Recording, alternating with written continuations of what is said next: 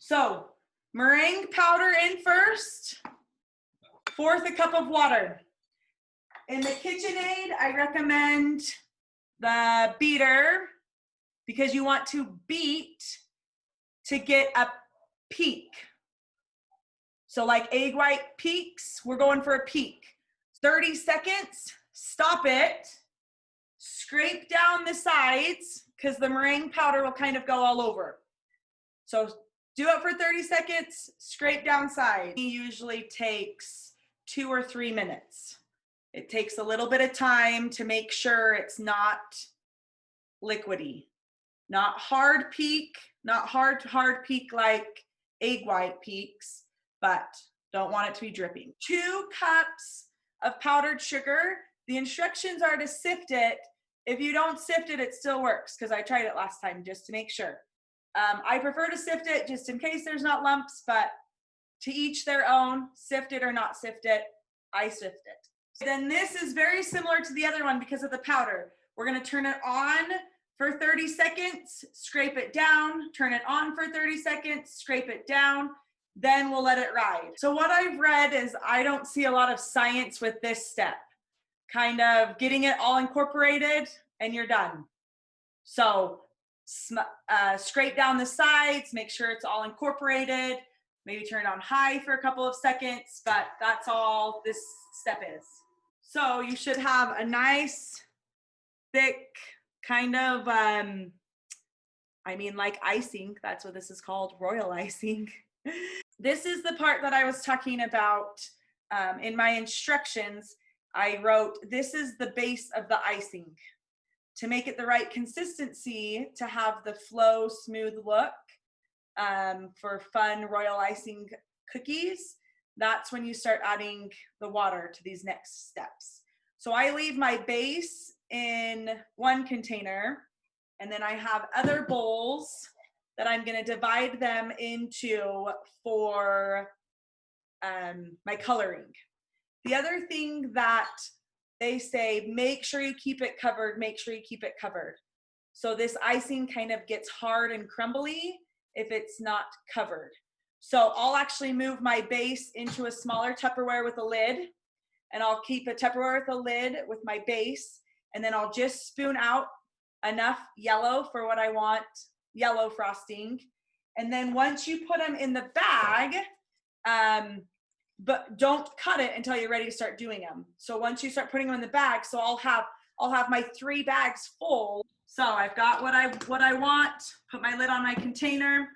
I'm going to use gel coloring, food coloring, but you can use liquid. If you use liquid, you need to do it right now because we're gonna add water to it, and the liquid adds a little extra water. The gel doesn't really seem to change the consistency as much. So I can get it to my right consistency, then add the gel, or you could add it now as well.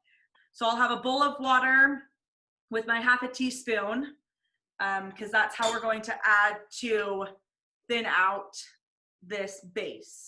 Your small bowl with the small amount you want to add some coloring to, your food coloring, and I'm choosing to put a bowl with a ½ teaspoon. So in my instructions, it says add 1 drop of water, no more than a ½ teaspoon of water at a time.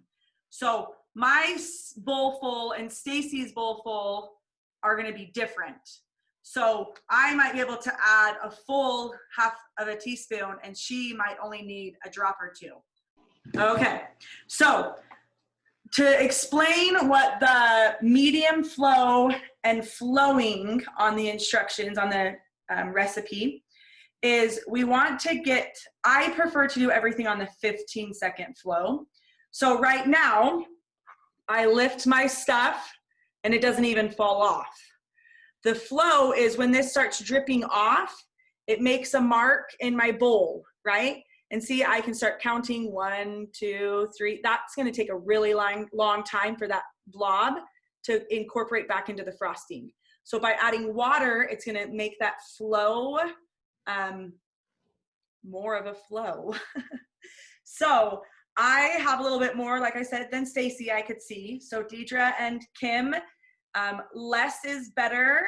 So you can do just a drop, you can do a couple of drops, and then start incorporating your water. And then lift up your spoon, and if it doesn't do anything, add more water. Okay, but did you say we add the liquid? If we're doing the liquid food coloring, do we put a couple drops in right now? Correct, correct, Okay. yes. Count that liquid food coloring as water, adding in to get the correct consistency. So when you have your base, if you add too much water, you can add more base in. If you have that base for other colors and other purposes, you can add more powdered sugar in. So that was kind of what I said it there, add water to make it runnier and powdered sugar to make it thicker. You can also use that base unless you're needing that base for something else. Okay, so now I'm starting to drip. Okay, see that flow? It's totally dripping. So what I'm gonna show you is you're gonna watch it drip into my bowl, and I'm gonna count to see how long it takes to sink in to the rest of my bowl. Pulling it online, they call it a medium flow, is 15 seconds. The flooding is closer to the 8 to 10 seconds. And I prefer the medium flow to do the outside of the cookies. And then if you want to do the flooding, then you have a more liquid to do the inside. That's why I just like the 15 count, is because you use it on the outside and it totally works for the inside. So okay, perfect. To me, I'd rather not do 2 different flows of the same color. I'd get confused. Yeah, to me, the 15-second flow works. Okay, perfect. So, and you'll figure out, like, as you're playing with it, what if you're like, oh, this is running too fast, I'd rather have a little thicker. So so here's one more time. Hopefully I got the 15-second flow here. See if you guys can see it. Okay, 1, 2, 3, 4, 5, 6, 7, 8, 9, 10, 11, 12, 13, 14, 15. So you can't see it on your screen, but I can still see my little humps on my bowl. So that's what you're looking for, okay, is you just want it to be kind of that thick enough. And you'll find the touch. So I'm gonna add my yellow to this. And then after I mix it, even though I said gel doesn't usually change the consistency, I will check it again before I put it in a bag. So something about bags, I put my bag in a cup.